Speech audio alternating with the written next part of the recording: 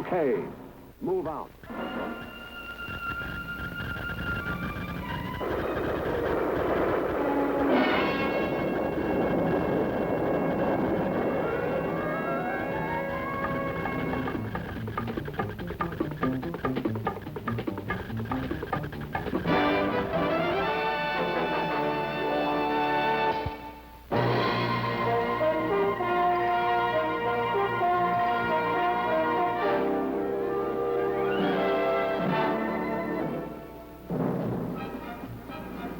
From out of the skies over Vietnam come the Screaming Eagles, the heroic paratroopers of the 101st Airborne Division.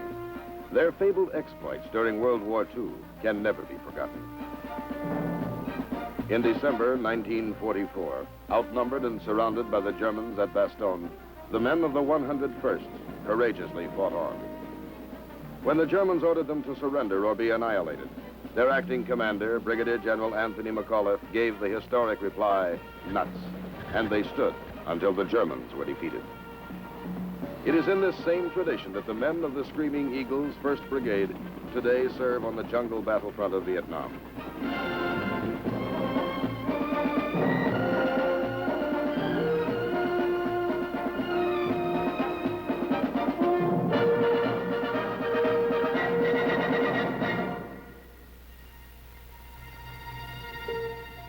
On a warm spring day in 1965, several Army aviation companies arrive in Vietnam aboard the carrier USS Iwo Jima. It is the beginning of the Army's air mobility buildup, the first of the assault helicopters, which soon will fill the air over this embattled land. Even as the pilots of the 101st Aviation Battalion whirl away toward the field at Vung Tau, all of South Vietnam is infested with Viet Cong. From the north, they stream down the Ho Chi Minh Trail, and like a disease, spread throughout the Southern Republic.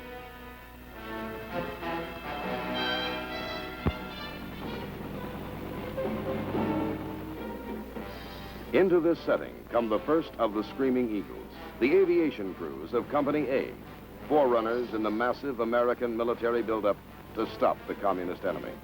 For the Republic, this is a time of desperation.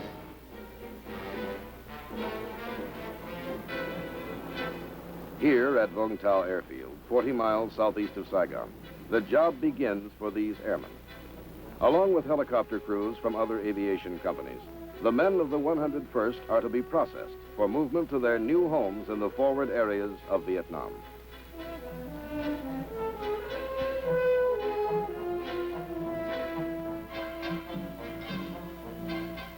Their mission now is to create the helicopter bases from which U.S. Army forces can be flown into combat against the Viet Cong.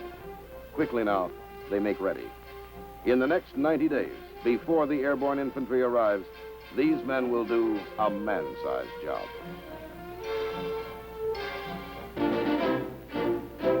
On the 29th of July, 1965, the 1st Brigade of the 101st Airborne Division arrives at Cam Ranh Bay.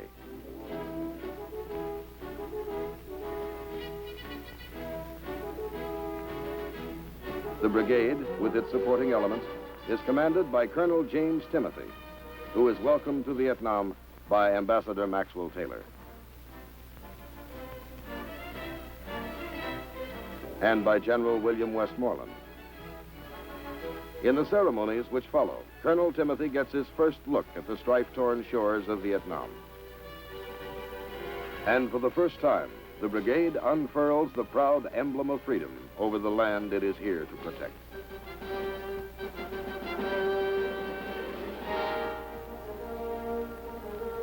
To Ambassador Taylor, the occasion holds a special meaning, as the one-time commander of the 101st talks to his son, Captain Thomas Taylor, now a member of the Screaming Eagles. Concluding the day's events, some of the airborne infantrymen stage a parachute jump for Ambassador Taylor and General Westmoreland. It is to be one of the few jumps these paratroopers will make in Vietnam. The Screaming Eagles descend toward the earth and the unknown hardships of jungle warfare they will face in the months ahead. Within 2 weeks after their arrival at Cam Ranh Bay, the Screaming Eagles are sent northward on their first combat operation. As they sail for Qui Nhon, 130 miles up the coast, It is mid-August, and the brigade hasn't yet had time to establish its permanent home base in Vietnam.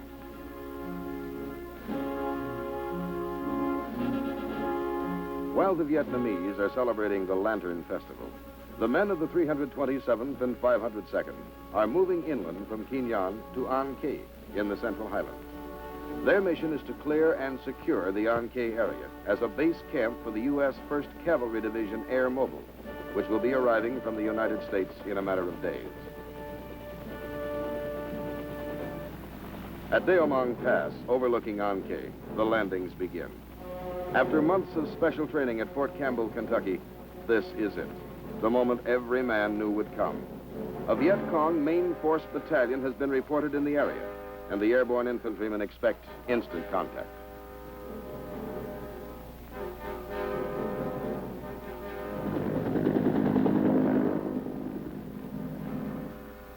But it doesn't come. The Viet Cong are evasive, biding their time. It is an anticlimax for the men. This is their first lesson in Vietnam. No big battles when expected. Instead, a nagging war of attrition with primitive booby traps and snipers, small unit actions and ambushes in the jungle. Only when he thinks the situation is favorable will the enemy show himself in force.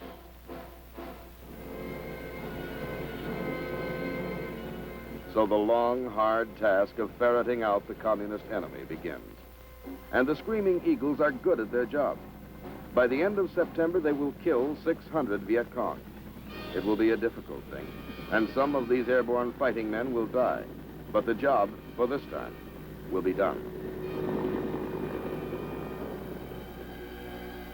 As the advance elements of the 1st Cavalry Division begin arriving at An Khê, they commence taking over the area secured by the Screaming Eagles. Finally, the men of the 101st Airborne are free to head south and establish their own home base in Vietnam.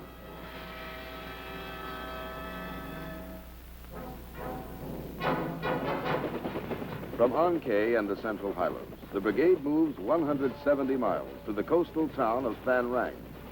This is to be their permanent camp, as soon as it can be built. Though weary from their campaign in the hill country, they work throughout October until the base at Phan Rang has been set up.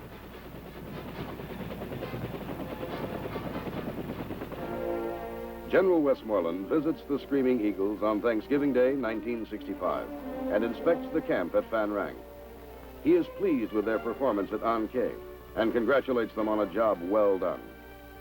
Even as he returns to Saigon, the brigade is conducting local search and clear operations. As the new year begins, the entire brigade is deployed to Tuy Hoa, 100 miles to the north in Phu Yen province. Known as the Rice Bowl, this is the richest rice-growing region in central Vietnam. From this fertile area come crops to feed all the people of central Vietnam.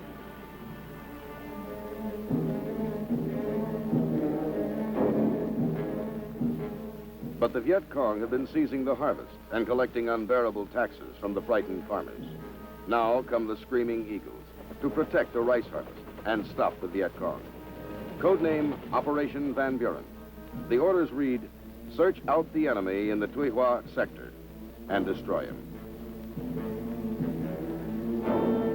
This assignment will be tedious. The VC desert their dwellings and avoid confrontation with the Americans. Yet the district is infested with an enemy who makes night raids and continues to molest the farmers. The search goes on.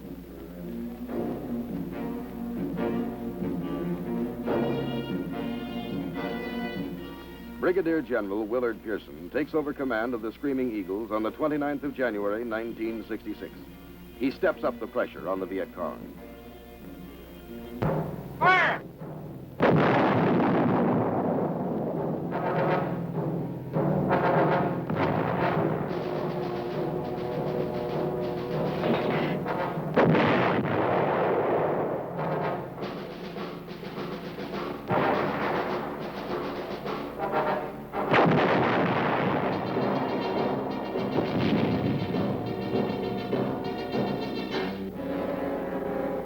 Across the broad reaches of Phu Yen province, the Viet Cong are pursued. For the most part, they evade capture and withdraw to disappear in hidden underground sanctuaries. In the wake of U.S. military operations, the enemy rice raids diminish. But the VC themselves mingle with the local people and often are bypassed, attacking our units from the rear at night.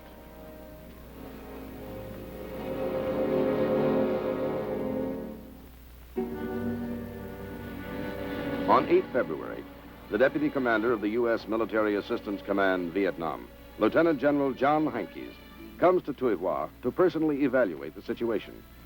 What he sees convinces him that the enemy is well entrenched in the district, that it will require repeated efforts by the 101st to dislodge these communist guerrillas.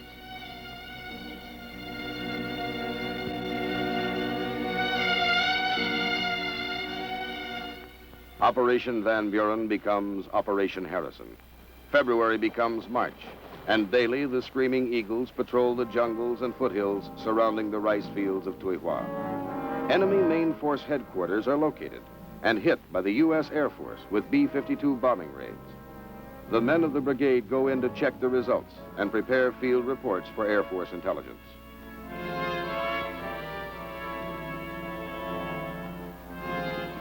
Daily they go out, and daily they return. In 90 days, the men of the brigade gain control of the Tuy Hoa region. Now operating in small units, they kill 516 hardcore Viet Cong troops between February and April. The rice crops are saved.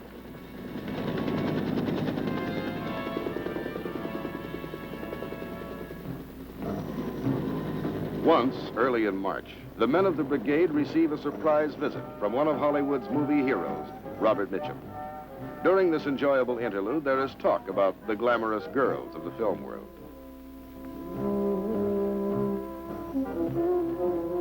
Mr. Mitchum is given the opportunity to fire some of the weapons of the real-life heroes in Vietnam.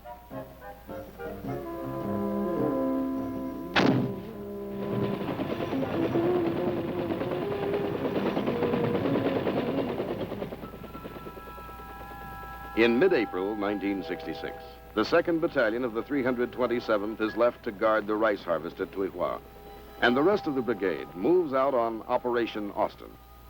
2 weeks in the area around Phan Thiet, then onward to Nang Co, near the Cambodian border. Here, where the Ho Chi Minh Trail enters South Vietnam, the Screaming Eagles meet the 141st Regiment of the North Vietnamese Army. For a while, the fighting is intense.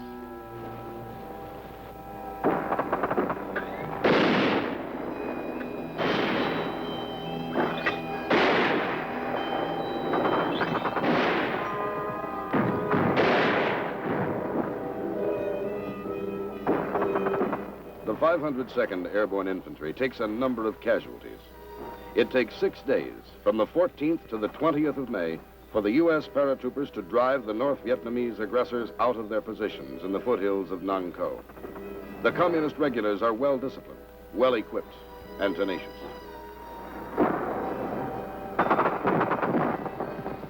In spite of heavy ground fire, Army aviators get in with their dust-off helicopters, and the wounded are whisked away to safety.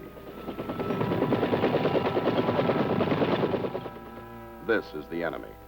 When he was captured, he was carrying a machine gun made in Czechoslovakia. He won't be using it again. As for his comrades, they have been put to rout, and in their hasty flight, they have dropped their arms. Over 100 of the North Vietnamese lie dead in the mountains. Victory at Nang Co is ours.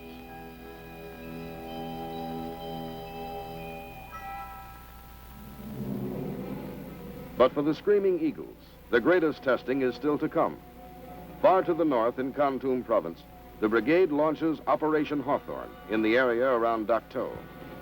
Kon Tum is a forbidding wilderness lying in the foothills of the mountain country which marks the border of Cambodia. It is the first week of June, and the air is heavy and humid. Until now, the enemy has held sway here.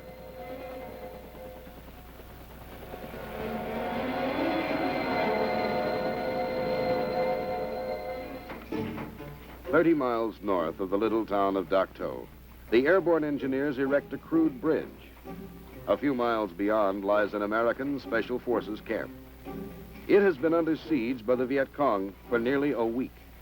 Supplies and ammunition are badly needed, and relief troops must get through. The first of the trucks, begins crossing.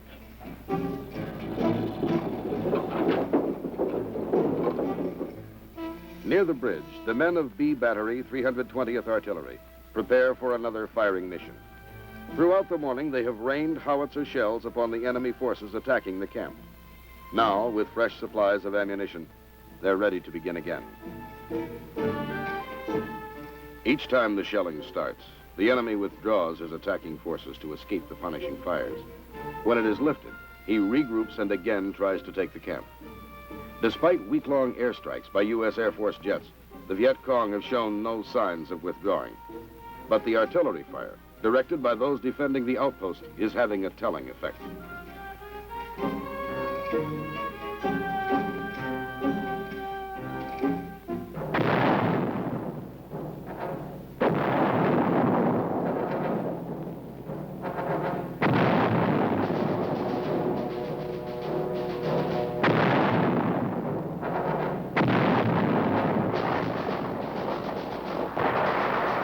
The screaming eagles are under fire. The enemy has come to silence the guns. Communist fire comes from everywhere.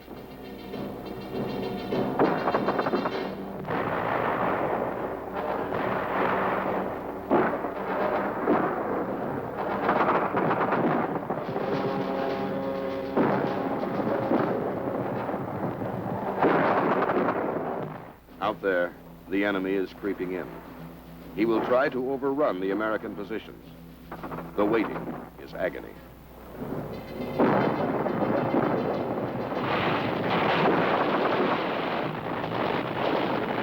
Then the enemy makes his move. This is it, live or die.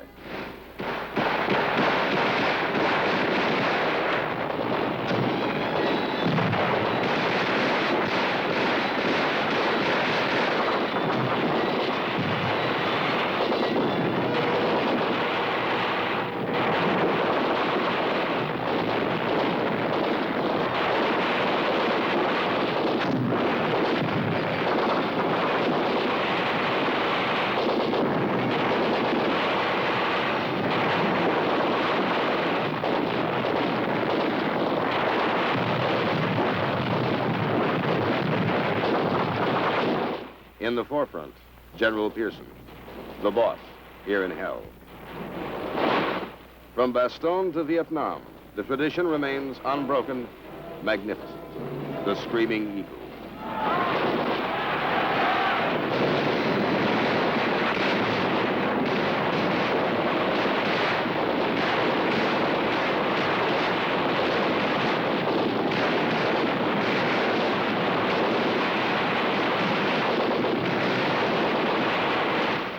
The battle wanes. A small part of Operation Hawthorne is over. Some of the men of the 101st will fight no more. But for this day, the bastions of freedom held. They came from the north, a full battalion. Their weapons, not ours, have been silenced.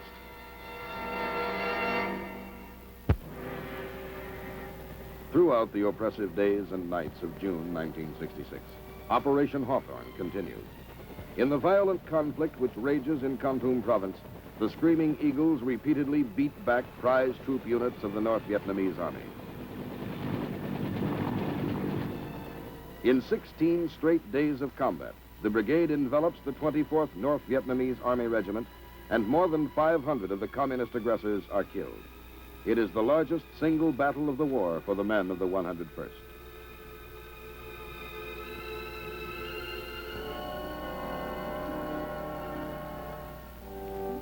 The bitter struggle to preserve the freedom of this little Asian nation is made more bearable as each man is enriched in spirit and strengthened in his resolve.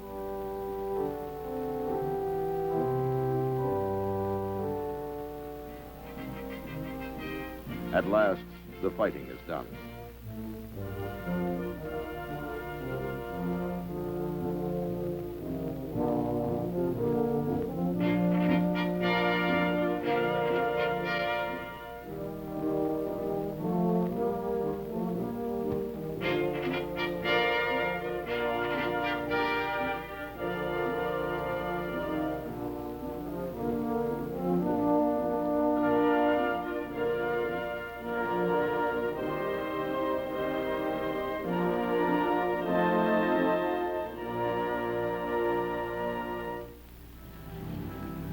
All the world had heard about the gallant Screaming Eagles and the battles of Operation Hawthorne.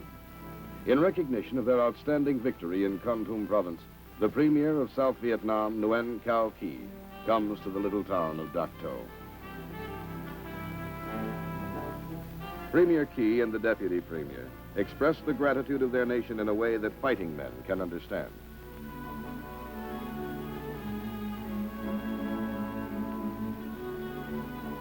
These are some of the weapons taken from the enemy, the premier is told. In the hands of the communists, the arms of China, Poland, Czechoslovakia, Russia, and even a variety of United States, French, and British weapons, which had fallen into those same enemy hands. Living evidence of the North Vietnamese regular army, 6 out of the 22 taken alive by the Screaming Eagles. Premier Ky confronts the aggressors.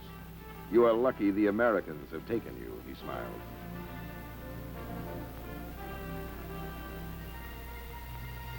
On the 21st of July, following surveillance operations along the Laotian and Cambodian borders, the brigade returns to Tuy Hoa. A new operation labeled John Paul Jones gets underway. Its purpose is to open and secure a 16-mile stretch of National Highway 1 between Tuy Hoa and Vung Ro Bay on the coast. The accomplishment of this mission will speed up logistic support of the Tuy Hoa area by permitting ships to unload at the nearby bay.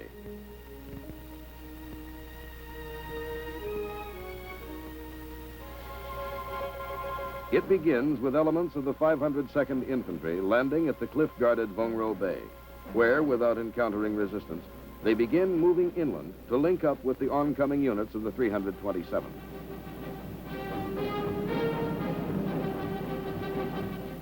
The inland forces push forward, securing the highway and sweeping the adjoining countryside.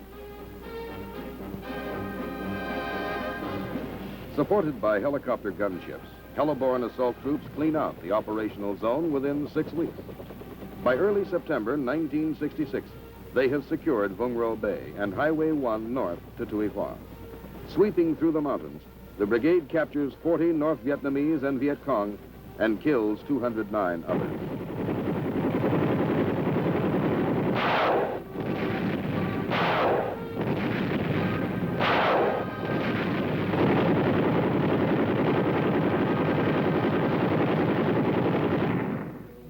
While Operation John Paul Jones is still in progress, the engineers begin construction work on the connecting highway between Vung Ro Bay and Highway 1.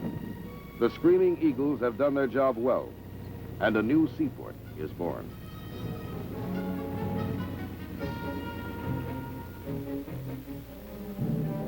In the weeks which follow, the brigade protects the rice farmers as they harvest some 17,000 metric tons of the precious grain. Once again, the Tuy Hoa sector becomes a battlefield, and the Viet Cong suffer heavy losses, with 239 killed and 42 captured.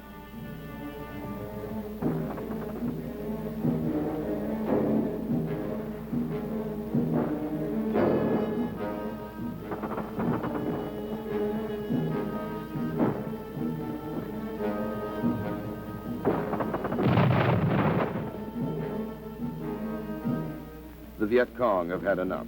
They are nowhere to be found.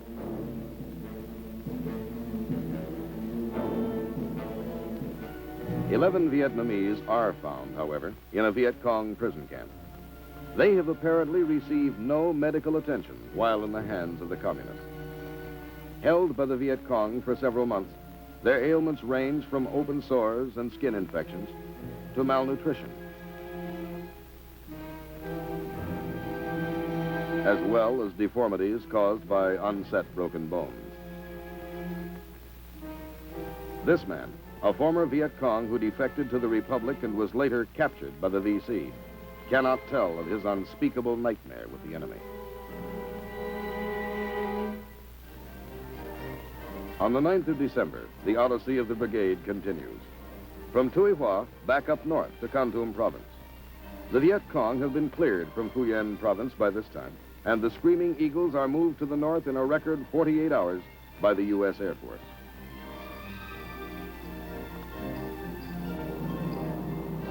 The deployment of the brigade by means of parachute marks the first jump in more than a year for many of the men.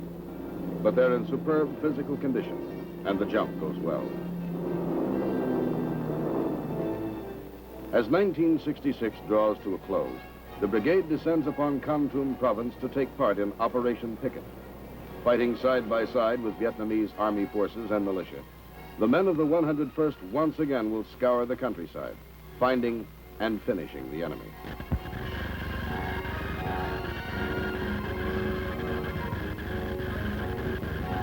The operations in Kon Tum province continue until the 21st of January, 1967. Then, after more than a year's absence from their home base at Van Rang, the brigade is ordered back for a rest.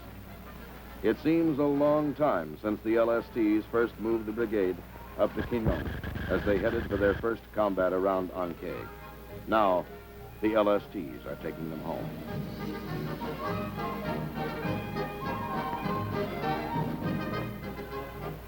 On the 26th, the last convoy rolls into camp at Van Rang. Brigadier General Willard Pearson welcomes the men home. It will be one of his last official acts as brigade commander.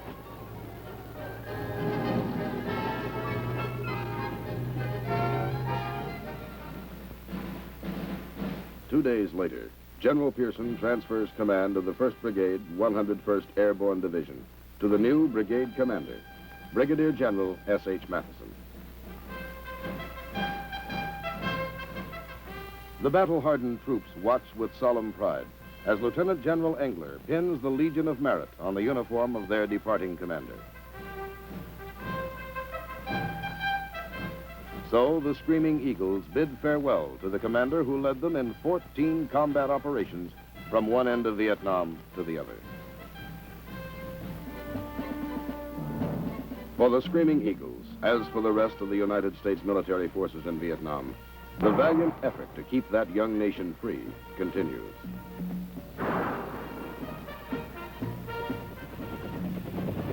However far removed from our shores, the conflict between those who cherish human dignity and those who would snuff it out affects us all. In this belief, the gallant men of the United States Army stand steadfast, not only in Southeast Asia, but wherever they may be asked to serve in freedom's cause.